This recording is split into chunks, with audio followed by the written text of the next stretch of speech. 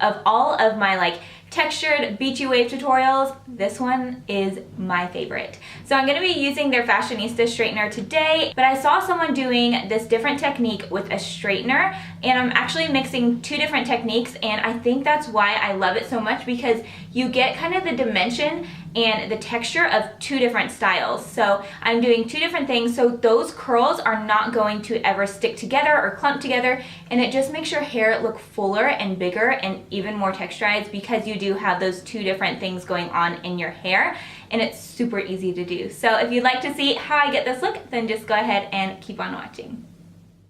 So we are starting out with pretty straight hair, and then by the end, with a little bit of help, we're gonna have these nice beachy textured waves. So like I said, I'm using the Fashionista straightener because I can make sure my ends are straight, but also curl my hair because it has that nice rounded edge. So this is a new wave that I've been doing.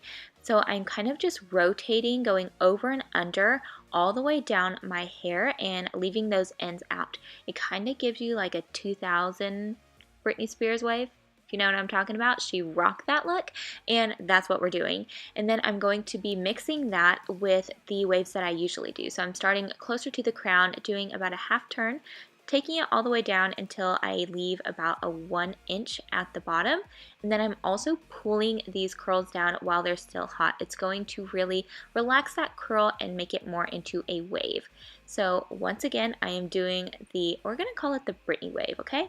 So do the Britney wave, going over and under, just rotating, and you can kind of make these different as far as how much you curl them. It's going to just give even more texture to your hair.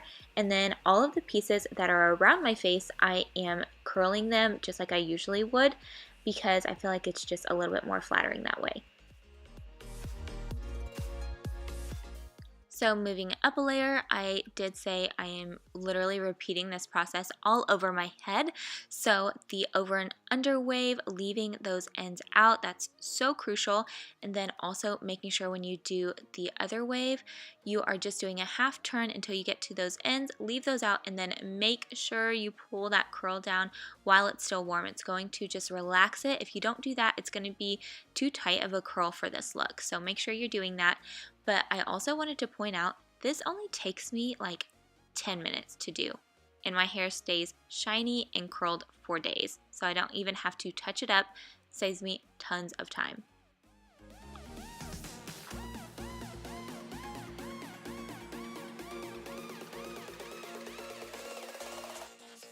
So this style is just like any other one that I do. When I get to the top layer of my hair, I like to start most of the pieces really close to my root to get a lot of volume.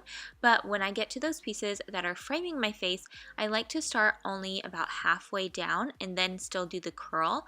It just is more flattering around my face. I feel like it's a little bit more slimming. So that's what I'm doing here, making sure I still pull those pieces down and make sure that they are nice and relaxed.